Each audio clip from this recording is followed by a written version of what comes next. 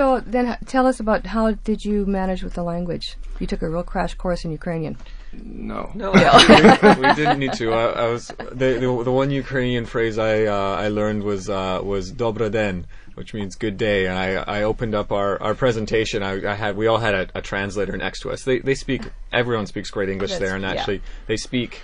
They conduct a lot of their classes in English because business, the language of business is English. So everyone spoke really good English, and I think as we found several languages, we felt very intimidated with our of some very weak French. But anyway, we opened our presentation and that's how I opened it up to luckily some good applause and got everyone on our side. The host down. Yeah, before we started into our topic, but. We were really treated very graciously by everyone there, and they were very helpful. So we had people kind of on our shoulders translating whenever it was needed. Mm-hmm. How long were you there? Just a week. Well, I guess kind of 6 days actually in Ukraine, and 2 days of travel on either end. Had a day to sightsee in Kiev, and then took a night train to the town of Ternopil, where the university is there, and it was a lot of travel. So back to your project then, what did you accomplish? Did you accomplish what you had planned when you went to Ukraine as far as the carbon emissions for Boundary Bay Airport here?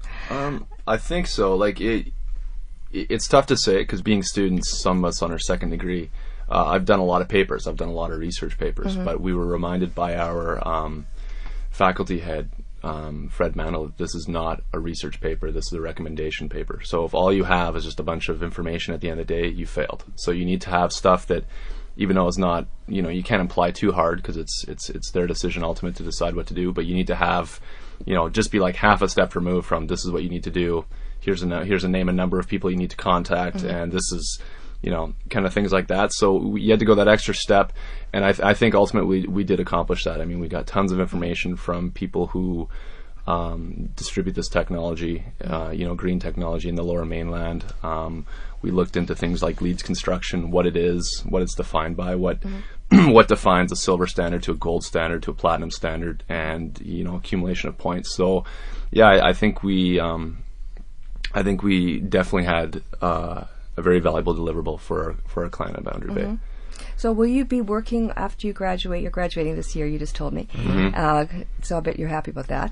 Yeah. Will you be working on this project after? It's a very good question. We're in the process of trying to determine that. We've actually, I just put a call in to the people at Boundary Bay just the other day to get a formal release of the information that we provided to them, so that we can go to some of the other airports. We actually contacted other airports to get some feedback to what we were doing in Boundary Bay, if they'd be interested in doing something similar down the line, and there was a good positive response. So we're hoping now, with the experience we've gained here, we can go and actually get paid to do some work at some other airports along similar lines. But will airports in Ukraine as well then be using the same information? Are you working together that way? No, it was the Ukraine trip was a separate thing. The project itself, and the fact that we're a bit of a pilot project in terms of the way BCIT is approaching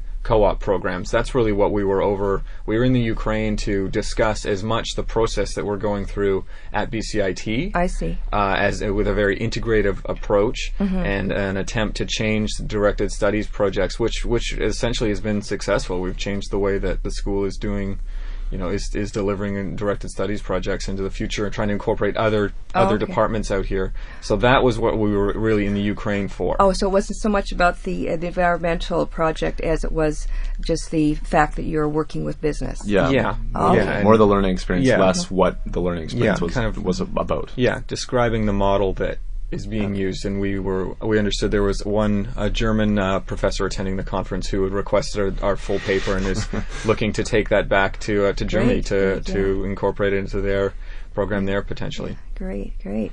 So then everybody won in the end. I think so. Yeah, great. Yeah. Super. So then you're planning to go back to Ukraine at some time?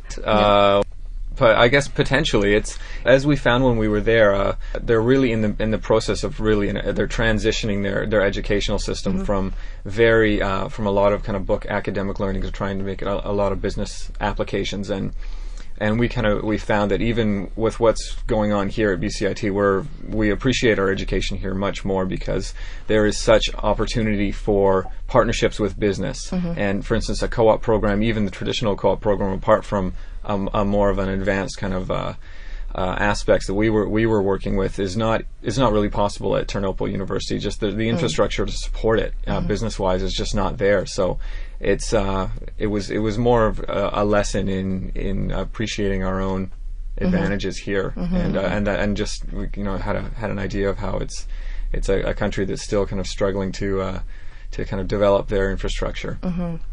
Great. Yeah. Well, thank you very much. This has been very interesting, and very interested to see how things develop in Ukraine. And also, we'll be keeping an eye on the carbon footprint here at our airports. Thank you so much, and all the best to you. Thank you. Thank you. I was speaking with Chris Allison and Andrew East, recent graduates of the School of Business at the BC Institute of Technology. Our conversation took place shortly after their graduation last month. For more information about BCIT's partnerships in Ukraine or how your business can participate in this exciting and innovative project, give Svetlana Kominko a call. Svetlana is the Degree Programs Administrator at the BCIT School of Business, and she can be reached at 604-412-7486 or email Svetlana_Kominko at bcit.ca.